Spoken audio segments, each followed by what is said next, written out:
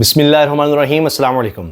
آج 2 جون ہے، اتوار کا دن ہے۔ کل 3 جون کو بہت ہی اہم کیسز لگے ہوئے ہیں، خاص طور پر مخصوص نشستوں کے معاملے پر فل کورٹ ہے اور سپریم کورٹ میں اس کیس کی سماعت ہوگی۔ جسٹس قاضی فائز صاحب، سپریم کورٹ کے چیف جسٹس کی سربراہی میں مخصوص نشستوں کے معاملے پر کیس چلنا ہے۔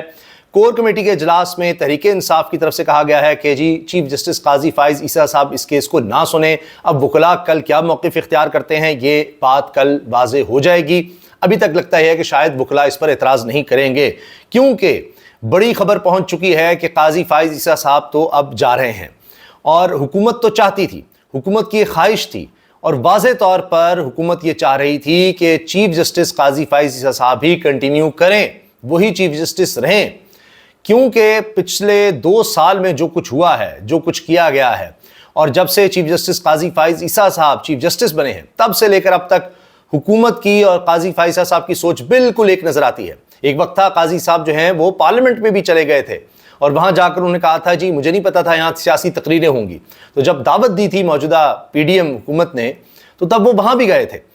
اب ہوا یہ ہے کہ جس طرح وزیر قانون اعظم نذیر تارڑ صاحب یہ بات کر چکے کہ جی ہاں جی یہ بات ہو رہی ہے کہ قاضی فائز صاحب کو ایکسٹینشن دینے کی اور ان کی مدت بڑھانے کی، کیونکہ سوٹ کرتا ہے اس وقت حکومت کو، ان کے پاس عوامی حمایت نہیں ہے، عوامی مینڈیٹ نہیں ہے، بلنڈرز پر بلنڈرز کر رہے ہیں، حکومت کے خلاف لوگوں میں غم و غصہ بڑھ رہا ہے، حالات دن بدن تباہی کی طرف جا رہے ہیں۔ بجلی کی قیمتیں آپ دیکھیے، روزانہ کی بنیاد پر خبر آتی ہے جی یونٹ اتنے کا ہو گیا، یونٹ اتنے کا ہو گیا، اور لوگوں کی پہنچ سے اب بنیادی ضروریات کی اشیاء باہر ہو رہی ہیں۔ ابھی آئی ایم ایف کا معاملہ سامنے آ رہا ہے۔ تو جتنے بھی معاملات اب تک آئے جب سے قاضی فائز صاحب چیف جسٹس بنے ہیں، تو جہاں جہاں حکومت مشکل میں تھی، یا یہ کہیں کہ ان کو جو فیصلے چاہیے تھے اپنے حق میں یا تحریک انصاف کے خلاف، چاہے وہ بلے کا نشان کا معاملہ ہو، چاہے کوئی اور کیس ہو، چاہے عمران خان صاحب کی لائیو سٹریمنگ کا معاملہ ہو کہ جن کو سنایا جانا ہے، دکھایا جانا نہیں دکھایا جانا، یعنی کہیں بھی ایسا نہیں ہوا کہ قاضی فائز صاحب کی طرف سے کوئی بھی ایسا فیصلہ آیا ہو کہ جو حکومت کے خلاف جاتا ہو، یا حکومت چاہ رہی ہو کہ بھئی ایسے نہیں ایسے ہو جائے اور وہ نہ ہوا ہو۔ یعنی تمام چیزیں جو حکومت چاہتی تھی بالکل اس طرح سے ہوئی ہیں۔ اور اس سے پہلے بھی قاضی فائز صاحب کے چیف جسٹس بننے سے پہلے بھی یہ بات نون لیگ واضح کہتی تھی کہ وہ جب چیف جسٹس بنیں گے، نواز شریف صاحب واپس آئیں گے، تب الیکشن کروائیں گے، تبھی سب کچھ ہوگا۔ تو وہی سب کچھ ہوتا رہا، تو ان کو سوٹ کرتا ہے موجودہ سیٹ اپ، اور اسی طرح سے کنٹینیو کیا جائے۔ لیکن ہوا کچھ اور ہے، یعنی حکومت اپنی جگہ چاہتی تھی، لیکن جہاں فیصلہ ہونا ہے وہاں فیصلہ ہو گیا ہے، اور صدیق جان نے یہ خبر دی ہے کہ فیصلہ یہ ہو گیا ہے کہ قاضی صاحب اب ایک بوجھ بن چکے ہیں، ایک بیگیج ہیں، اور اب ان کی ضرورت نہیں رہی۔ خاص طور پر جو حرکت، جو کام قاضی فائز صاحب نے خط لکھ کر کیا ہے، جو برٹش ایمبیسی کو خط لکھا ہے، ہائی کمیشن کو خط لکھا ہے، کہ جس میں کہا ہے کہ جی آپ نے بلے کے نشان چھیننے کے فیصلے پر اعتراض کیوں کیا، کس لیے کیا، میں نے تو لائیو سٹریم کیا، میں نے یہ کیا وہ کیا، یہ جو جواب انہوں نے دیا ہے یہ اتنا بڑا بلنڈر ہے کہ قاضی صاحب کے سارے بلنڈرز پیچھے رہ گئے، اور یہ اتنا بڑا بلنڈر انہوں نے کر دیا ہے۔ تو فیصلہ کرنے والوں نے شاید یہ سمجھا ہے کہ اب ان کی ضرورت نہیں رہی، یہ بیگیج ہیں، آگے پتہ نہیں کیا کیا کریں گے، بڑے مسائل ہیں، تو اب انہوں نے پیچھا چھڑانے کا فیصلہ کر لیا ہے۔ لہٰذا اب قاضی صاحب کو بھی یہ بات پتہ چل رہی ہے کہ جی یہ معاملہ اب نہیں ہے، اور مجھے مزید وقت نہیں ملے گا، ایکسٹینشن نہیں ملنی، اور اب قاضی صاحب کو ہر سود ریٹائر ہونا ہوگا۔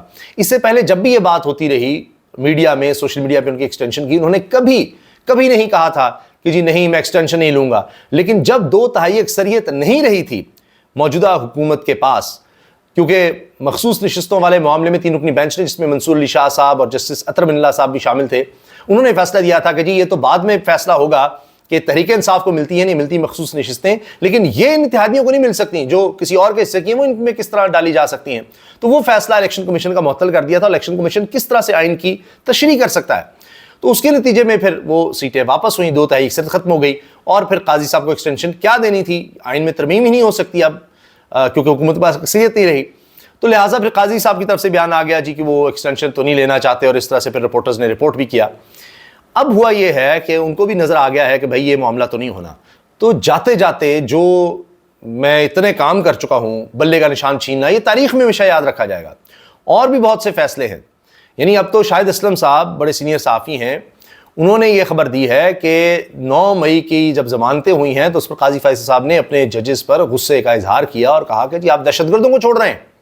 تو یہاں تک تو ہوا، تو لیکن بات اب یہ ہے کہ جب قاضی صاحب کو اندازہ ہو گیا ہے کہ اب جناب مجھے تو جانا ہوگا، تو وہ بھی اب جاتے ہوئے دکھانا چاہتے ہیں جی میں دیکھیں بڑا انڈیپینڈنٹ ہوں اور میں نے تو ایسا نہیں ہے کہ سارے فیصلے تحریک انصاف کے خلاف کیے ہوں. تو لہٰذا اب وہ دو تہائی اکثریت والا جو معاملہ ہے وہ کھٹائی میں پڑ گیا ہے, کیونکہ مخصوص نشستوں کے فیصلے میں معاملے میں اب نظر آ رہا ہے کہ قاضی فائز صاحب کے پاس شاید ججز میں بھی میجورٹی نہیں ہے, اور پھر وہ خود بھی سمجھتے ہیں جاتے ہوئے کچھ تو انہوں نے ایسا کرنا ہوگا کل کو جب ان کو سوالوں کے جواب دینے پڑیں گے, کیونکہ وہ تو خود بڑی بات کرتے تھے آئین کی, انڈیپینڈنس کی, لائیو دکھانے کی, جو سوشل میڈیا ایپس ہیں ان کو بند نہ کرنے کی. اس پہ اسناد ملک صاحب نے بھی ابھی بات کی ہے, وہ بھی میں آپ کے سامنے رکھوں گا, بڑے سینئر صحافی ہیں, انہوں نے تو لاجواب کر دیا ہے کہہ کر کہ جی یہ جو قاضی فائز صاحب نے یہ جو فیصلہ دے دیا ہے کہ جی لوگوں کی اس میں دلچسپی نہیں ہے اور عوام کی دلچسپی نہیں ہے نیب کیس میں, تو لہٰذا اس کو لائیو نہیں دکھانا.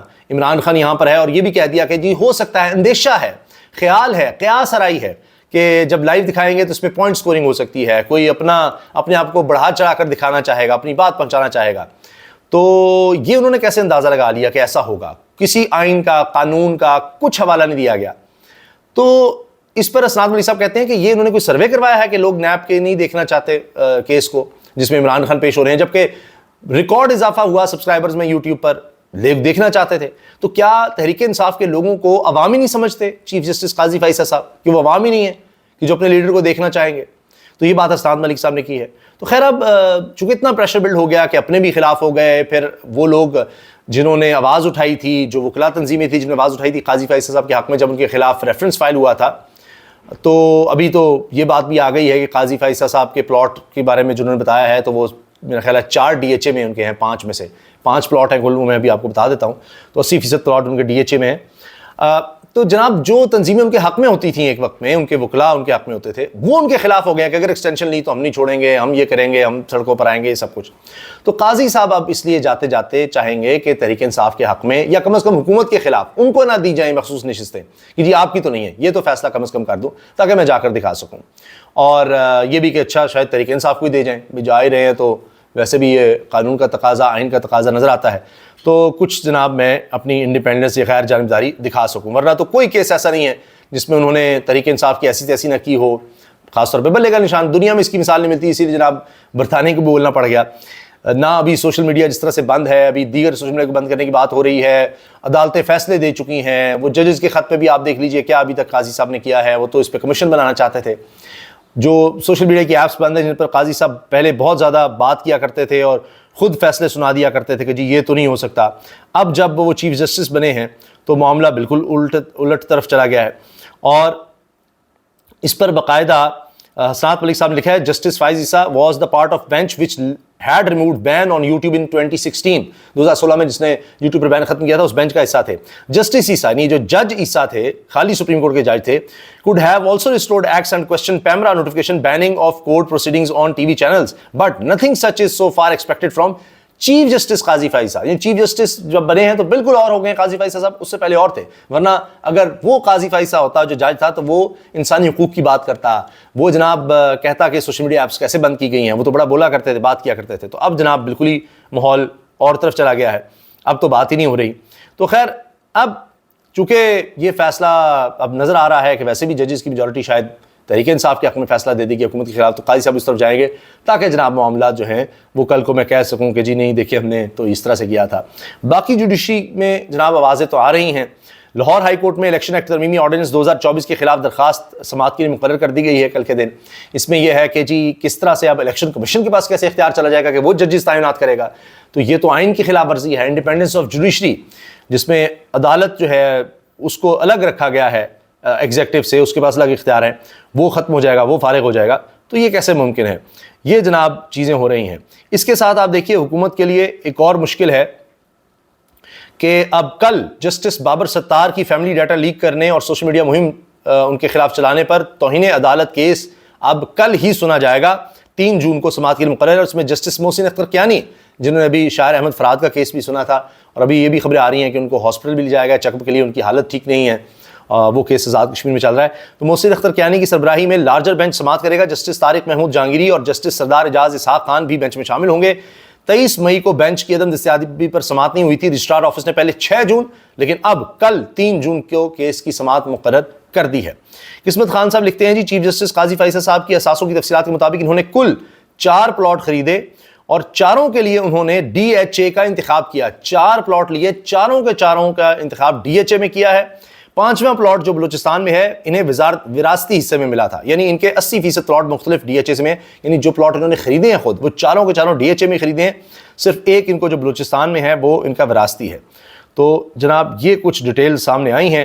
اس کے علاوہ سیاسی منظرنامے پر جناب حکومت کے لیے مشکل یہ نظر آ رہی ہے کہ مولانا فضل الرحمان صاحب اس وقت بڑے غصے میں ہیں اور بڑی سخت سٹیٹمنٹس دے رہے ہیں. انہوں نے کہا ہے کہ بغاوت وہ ادارے کر رہے ہیں جو آئین توڑتے ہیں, یعنی وہ جلسے کر رہے ہیں, جگہ جگہ جا رہے ہیں. جمعیت العلماء اسلام پاکستان کے سربراہ مولانا فضل الرحمان نے کہا ہے کہ بغاوت وہ ادارے کر رہے ہیں جو آئین توڑتے ہیں.